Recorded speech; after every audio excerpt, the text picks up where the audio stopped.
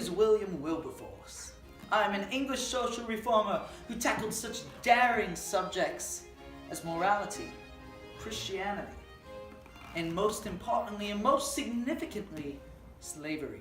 Here, through the wonders of technology, I plan to take you through my life and my greatest accomplishments. So, let's get going, shall we? I was born on the 24th of August in the year 1759 in Hull, England. You've probably never heard of it. It's real, but you've never heard of it. I was born into a rather wealthy family where we went to London for a bit. But afterwards, we soon returned back to Hull with my mother. But while in London, I picked up a few Puritan ideals. Keep those in mind. Religion's a big part of my life and my life story. When I was older, I attended the infamous Cambridge University. There, I wasn't the best student, but I was very well liked. I didn't indulge in many of the indecencies of the honors. I did not drink apple juice, and I did not bet either. However, my religious views did diminish some, to the point where they weren't as strong as they were before. But again, keep an eye on those. I made friends with a man by the name of William Pitt. He and I would have a long-standing friendship, and he would later become the Prime Minister of Great Britain. After finishing my university time, I gained a seat in Parliament at the mere age of 21. This was a huge accomplishment for me, and upon completing 4 years there, I went on holiday.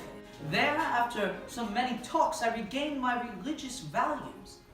I stayed in politics, and this time I formally abandoned drinking and betting.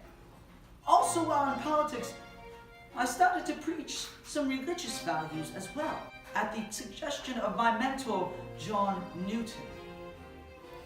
During this time period, I was introduced by a gentleman named Thomas Clarkson to his piece, An Essay on Slavery and Commerce of the Human Species. This piece brought me into my fight and war against slavery, and we worked together to do just that. And so, I fought to do away with the great injustice that was slavery. I pushed for bills to be passed, anything that would do away with this terrible occurrence. It was in Parliament where I fought, in Parliament where I said, we are all guilty. We ought to plead guilty and not to exculpate ourselves by throwing the blame on others. I really stuck it to the man there, as they say. I showed them that they themselves were responsible for these disgusting atrocities that were occurring in the human race. And after a failed attempt to damn slavery to the past, I made a breakthrough.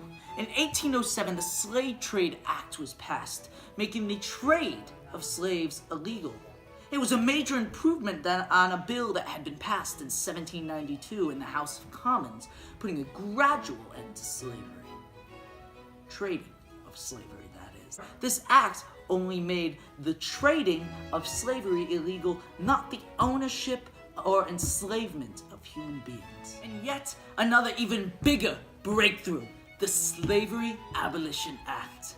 An act making slavery illegal, not the trading, the act and practice of slavery illegal in the English Empire, passed on July 26, 1833. And with that, on July 29th, that same year, a literal 3 days after that act, I perished. However, with my death, I had left a great legacy behind, a tale of a man who not only fought for what he believed in, but for what was right. My name is William Wilberforce, and I was a man who, with the help of others who believed the same as me, abolished the practice of slavery in the English Empire. Yay!